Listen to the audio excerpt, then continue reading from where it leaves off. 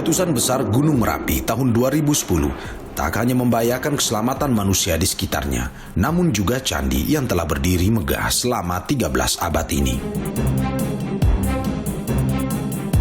Dari sejumlah gunung api yang mengapit Borobudur, hanya tersisa satu gunung yang masih aktif, Gunung Merapi, yang bisa mengancam keselamatan Borobudur karena letusannya. Ketua Ahli Arkeologi Indonesia, Marsi Sutopo, menceritakan bagaimana bencana letusan 2010 itu melanda saat dirinya masih bergabung di Balai Konservasi Borobudur. Kita mendapatkan pengalaman yang sangat berharga, yaitu pada saat ada bencana erupsi Merapi tahun 2010, bagaimana kemudian Candi Borobudur itu benar-benar tertutup abu, dan kemudian kita menutup Candi Borobudur secara total itu sampai 45 hari kita membersihkan dengan para relawan.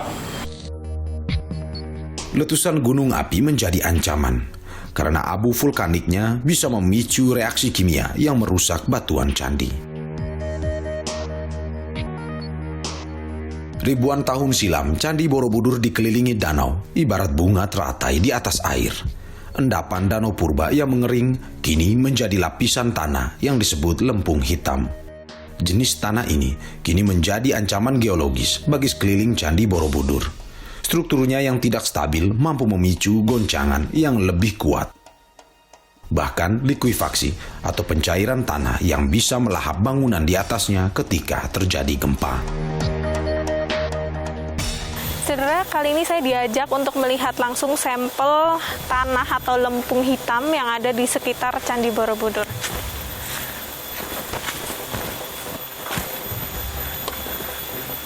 Ini kan Oh, berarti semuanya tumbuh-tumbuhan air.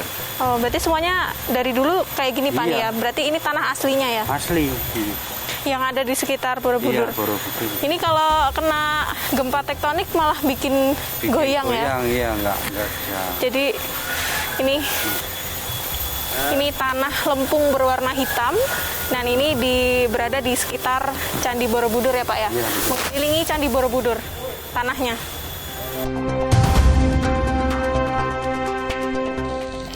Jadi ini yang begitu rawan adalah daerah-daerah sekitar Bukit Borobudur yang batuannya terdiri dari lembungan. Itu kalau ada gempa dia akan lebih memicu getaran tadi. Ya, satu itu. Yang kedua, lembung itu kalau kena air dia akan mengembang. Jadi kalau mengembang ini bahaya terjadi apa? Likuifaksi. Karena goncangan dia ngembang, air tanahnya naik, kembang, tidak stabil. Jadi kalau misalkan ada gempa gitu, karena kan mengingat Borobudur ini juga dekat dengan beberapa gunung yang aktif gitu.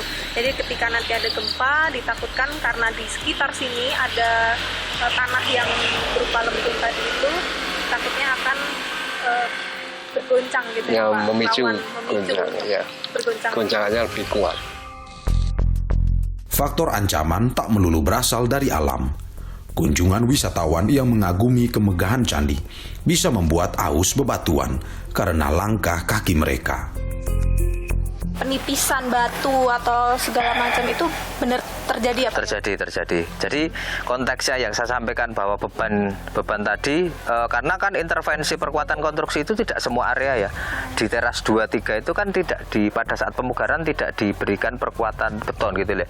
Di area Plateu ini yang memang cukup sensitif gitu ya. Kalau kita istilahnya membuka dengan banyak orang yang tidak terbatas, kemudian termasuk sebenarnya kalau ngomong tadi yang disampaikan terakhir tentang keausan yang terjadi, ya itu juga karena istilahnya manajemen pengelolaan atau visitor manajemen itu diperlukan untuk meminimalisir terjadinya kerusakan-kerusakan yang seperti tadi, seperti keausan dan pengelupasan dan sebagainya. Berpacu melawan waktu, menyelamatkan Borobudur. Inilah yang dilakukan oleh para petugas konservasi. Dedikasi dan kecintaan membuat mereka bertahan merawat Borobudur, menghadapi setiap tantangan yang terus berdatangan. Danang, petugas konservasi, telah belasan tahun merawat Borobudur. Dengan kesabaran, ia membersihkan setiap sudut candi yang terus berulang setiap hari. Bagian dari konservasi ini berapa lama, Pak? 10 tahun lebih. 10 tahun lebih ya? Iya, lebih ya. Bagian yang paling sulit dibersihin itu sebenarnya yang mana Itu sih, Pak? bagian relief. Relief ini ya? Iya, ini kan ini bentuknya kan macam leku-lekunya ini. Dan seperti ini yang sulit. Jadi kan Kayak misal ada... iya, ini kan bisa ya diambil tarik ini kan. Bisa.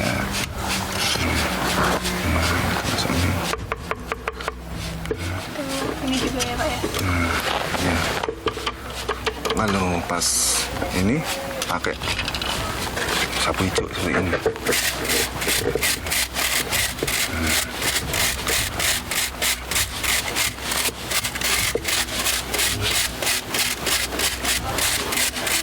Dan bahkan kadang sehari aja belum tentu bisa selesai semua. Oh, belum. Satu ini setengah hari aja bisa. Setengah hari. Iya, bisa. Untuk satu kotak ini. Iya. Membersihkan batuan di seluruh candi menjadi tanggung jawab Danang dan 12 rekannya. Tidak ada target waktu dalam melakukannya. Hanya kesabaran dan ketekunan yang mengiringinya. Biasanya butuh berapa lama tuh, Pak? Untuk seluruh area candi ini? Untuk berapa lama tidak bisa ditarget. Kalau pas musim penghujan itu lebih cepat tumbuhnya lumut.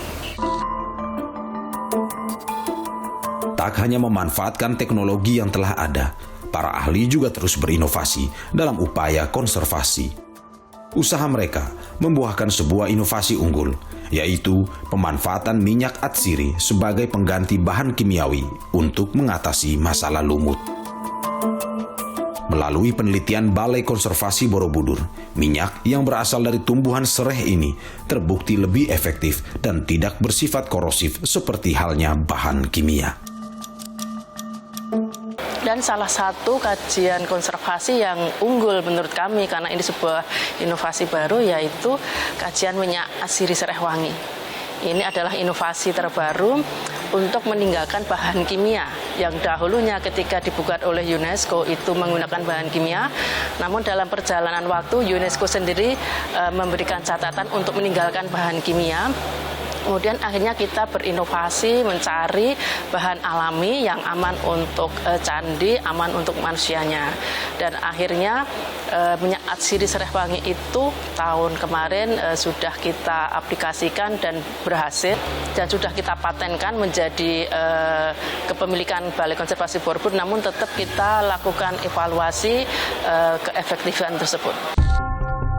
Bangunan Candi Borobudur sudah tak sanggup menampung ribuan pengunjung sekaligus.